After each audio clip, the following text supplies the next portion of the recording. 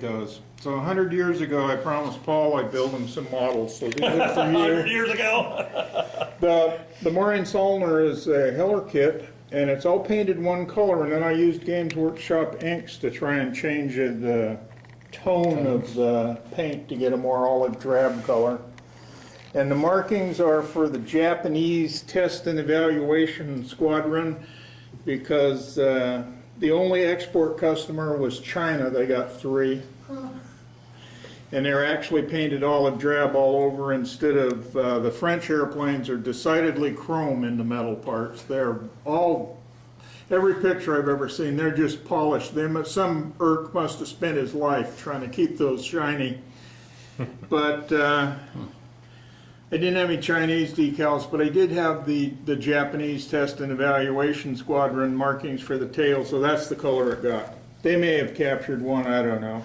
The propeller did not come with the kit because that's the point I got to when I quit building it, and I have long since lost the propeller. I have no idea where it is. The wires are stretched sprue. They probably should be thinner, but that's the best I could do. The Fokker D.VII is the kit that George used to rail against considerably because it started out from Revell at 50 cents a pop in 1963 when I worked for Hotel Utah and made $1 an hour and all I could eat. So, he always complained that, you know, if they sold them for 50 cents in 1963, certainly they've got the molds paid for by now. However, I'm sure the guy that works the molding machine makes more than he did in 1963. I sure as hell do. And I don't even work. So now the kit costs $19. But the markings are for Manfred von Richthofen's little brother. Lothar was a pilot. The red part of the airplane is the Yasta marking, so everything from Yasta 11 is painted red where that one is. The yellow is Lothar's individual markings. He was a dragoon in the German army before he learned to fly, and so the facing color, the trim color of his dragoon uniform was yellow, so that's the color he painted his airplanes. There are yellow Fokker DR1s and yellow Fokker D.VIIs, and that's the airplane he was flying when he was shot down in December of 1917. Never got back into service, which is probably why he survived the war. Yeah. But anyway, he died in an airplane crash in 1922. He was a airmail and passenger pilot. And it says in his biography that both of his passengers escaped unharmed. Wow. Well, that's good. And I've always liked Revell's Fokker D.VII. I don't care what George says about it. I have a bunch of them still. I think it's a really nice kit. There's not very many parts in it. I made a seat because it comes with a pilot, and if you leave the pilot out, there's no seat.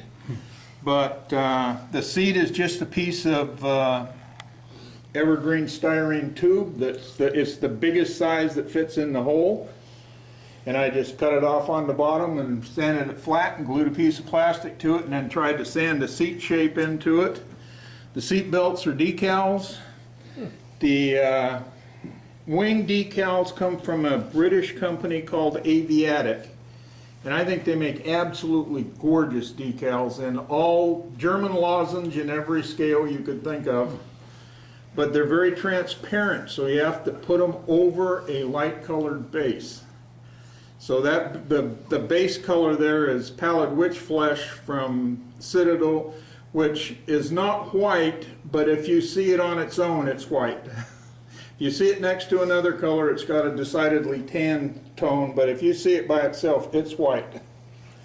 So it's really a pale color. Anyway, I got from the internet, I managed to get von Richthofen's biography thing there. The other airplane is the airplane I swore up and down I would never build. It's a Fokker DR1 that belongs to a German named Joseph Jacobs. He was flying that airplane on October 4th, 1918, when he was shot down. It's the last Fokker DR1 in service. All of his airplanes are painted black.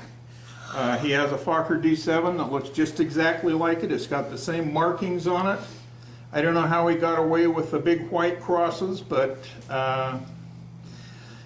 and he survived the war.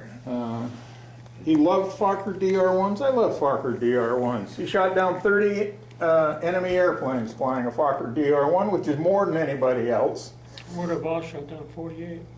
I don't know if they were all in front. They're not all DR-1s. Most of Voss's kills were in the D.VII. But Boss was the reason that Richthofen switched to the triplane though, Yeah. because he was catching up with them. yeah. But anyway, so I've hated that airplane for years, but I made one anyway because it's the last Fokker DR-1 shot down in World War I. And it was flown by a guy who loved the airplane. The biography says that on those cold, windy, bad weather days when you were going to be flying at low altitude, he flew his DR-1 because he thought it was the best thing around. But on the bright, sunshiny days, whatever, he flew his Fokker D.VII because it's a much better airplane at altitude. He had two of these things, and there was a note in the biography that he liked the Lerone engine as opposed to the Uber-Ursel engine, and so he offered a case of champagne to anybody who could bring him a good engine. And it doesn't say how many engines he had, but apparently he had nice brand new Lerone engines till the airplane went down. And that's pretty much it. The wire bracing is made out of piano wire because I'm having trouble with anything else. But the neat thing about the DR-1 for modelers is that there's no wires between Yeah, the there's no wings. wires except for cantilever wind structure. that's the Eduard weekend kit. I also have the Eduard Profi Pack kit, which is why there's a lot of parts not on that thing. The aileron controls and that sort of thing come in photo etch, and it is incredibly small. There is no way you can, in any other way, put those wires on the airplane. They also have a lot of interior pieces, which you can't see anyway, that are also photo etched and incredibly small. But I like the weekend kit. It has no photo etch, but it's a fine kit. These are all 1/72nd. It's 1/72nd.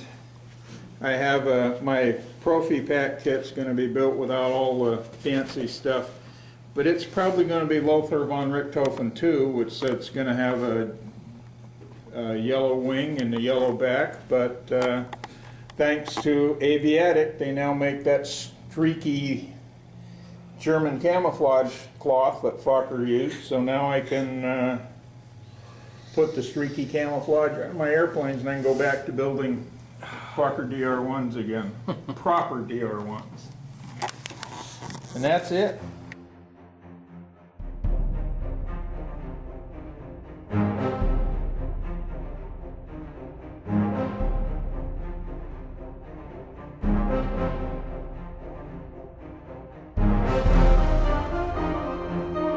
Thank you.